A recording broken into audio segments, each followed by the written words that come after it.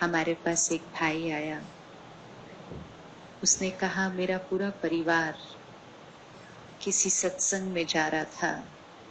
मेरी पत्नी, मेरा 5 साल का बेटा, मेरी मदर और फादर, 4 लोग, और बाकी तीनों ने वहीं शरीर छोड़ दिया। 30 इयर्स की वाइफ, 5 साल का बेटा और मदर ने वहीं शरीर छोड़ दिया। तो कहा, फर्स्ट क्वेश्चन मेरे माइंड में आया कि भगवान ने मेरे साथ ऐसा क्यों किया। आता है ऐसा क्वेश्चन माइंड में।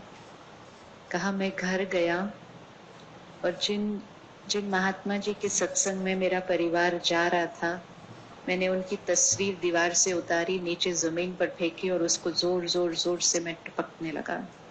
मैं कहा, इनकी वजह से ये हुआ जो हुआ। फिर उसने अपनी नसें काट दी। जीना नहीं चाहता था, लेकिन किसी ने उसको बचा लिया। तो उसके माइंड में एक ही क्वेश्चन कंटिन्यूअसली चलता था, मैंने अपने जीवन में ऐसी कौन सी गलती की है। छोटी बड़ी गलतियां की होंगी, लेकिन ऐसा कौन सा पाप किया जिसके लिए भगवान ने मुझे इतनी बड़ी सजा दी। आता है क्वेश्चन ऐसा माइंड में? आता है ना माइंड में ऐसा क्वेश्चन? क्योंकि जीवन में जब छोटे बड़े सीन आते हैं तो सबसे पहला क्वेश्चन जो माइंड में आता है, मेरे साथ ऐसा क्यों। जो छोटे सीन होते हैं, छोटी छोटी बातें होती हैं जीवन की, उनका जिम्मेवार हम किसी ना किसी को ठहरा देते हैं। लेकिन कुछ बड़ी बातें होती हैं जिसका जिम्मेवार हम किसी मनुष्य आत्मा को नहीं ठहरा सकते। तो उसके लिए हम जिम्मेवार किसको ठहरा देते हैं? किसको ठहराते हैं? क्योंकि बचपन से हमने सुना कि जो कुछ हो रहा है वो किसकी मर्जी से हो रहा है? परमात्मा की मर्जी से हो रहा है। पत्ता पत्ता भी जो हिलता है वो ईश्वर की मर्जी से हिलता है। ये भगवान की मर्जी से चलती हुई सृष्टि है। राइट है?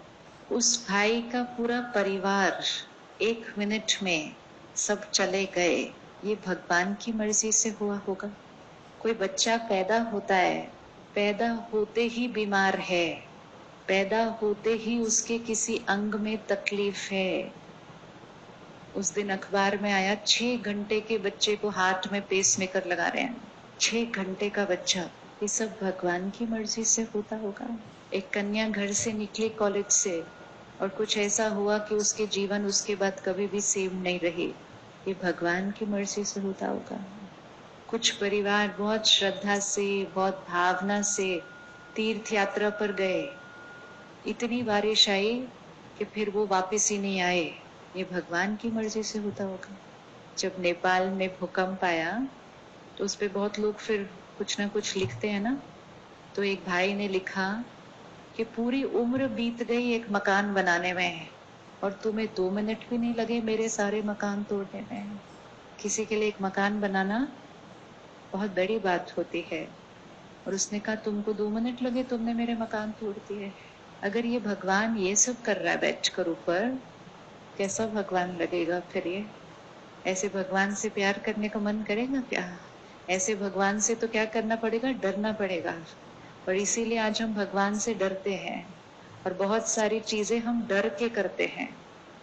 ये कर लो कहीं कुछ गलत ना हो जाए, ये व्रत कर लो कहीं कुछ गलत ना हो जाए, ये नियम फॉलो कर लो नहीं तो वो नाराज हो जाएंगे। तो सब कुछ जो कर भी रहे हैं वो प्यार और भावना से नहीं, डर से करते हैं। करना है लेकिन उसमें भावना कौन सी होनी चाहिए? प्यार और रिस्पेक्ट की भावना। हमारी भावना कौन सी मिक्स हो गई है? डर की भावना। क्योंकि हमने सोचा अगर वो नाराज हो गया तो पता नहीं वो क्या कर देगा मेरे परिवार के साथ। अगर ये सृष्टि, अगर हम सबका भाग्य परमात्मा की मर्जी से लिखा जाता तो एक क्षण के लिए सोचना चाहिए हम सबका भाग्य कैसा होता। एक वर्ड में बताओ, हम सबका भाग्य कैसा होता अगर उसकी मर्जी से लिखा जा रहा होता। से हमें सारे आंसर पता है, और फिर भी 5 मिनट पहले हमने क्या कहा? सब कुछ जो हो रहा है वो किसकी मर्जी से हो रहा है। अभी हम कहते हैं अगर उसकी मर्जी से हो रहा होता तो सब कुछ कैसा होता? परफेक्ट होता। 5 मिनट पहले हमने कहा ये सब चीजें जो हो रही हैं ये किसकी मर्जी से हो रही हैं? उसकी मर्जी से हो रही हैं। क्यों? क्योंकि हमने सुना था, हमने पढ़ा था, और हमने सुना पढ़ा उस पे थोड़ा सा भी चिंतन नहीं किया, हाँ जी कर दिया। कोई भी बात जब सुनते हैं वो किस भाव से लिखी गई थी, उसका इंटरप्रिटेशन किसी और का क्या था, उसका फिर पास ऑन होते होते कभी कभी मीनिंग ही बदल जाता है। तो उसको ग्रहण करने से पहले 2 मिनट उस पर चिंतन तो करना चाहिए कि परमात्मा की मर्जी से होता तो ये दुनिया कैसी होती। आज अगर हमें पावर मिल जाए अपने बच्चे का भाग्य लिखने की, कैसा भाग्य लिखेंगे? कैसा भाग्य लिखेंगे? जरा लिखें, स्कूल में कितने मार्क्स आएंगे? लिखते जाएं, जरा 1 मिनट लिखो, मन में लिखते जाओ। कौन सा रैंक आएगा उसका क्लास में?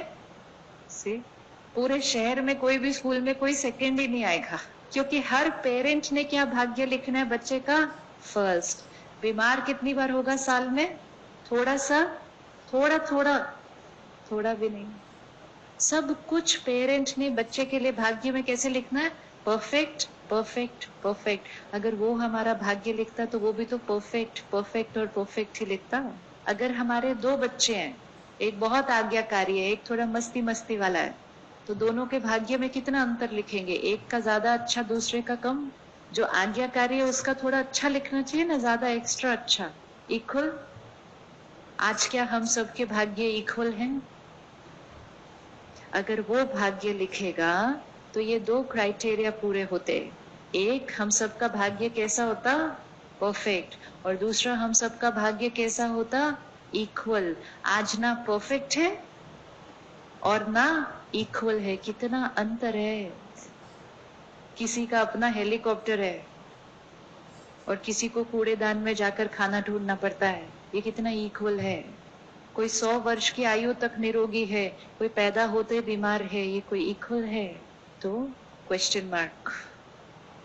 क्या ये भाग्य परमात्मा ने लिखा?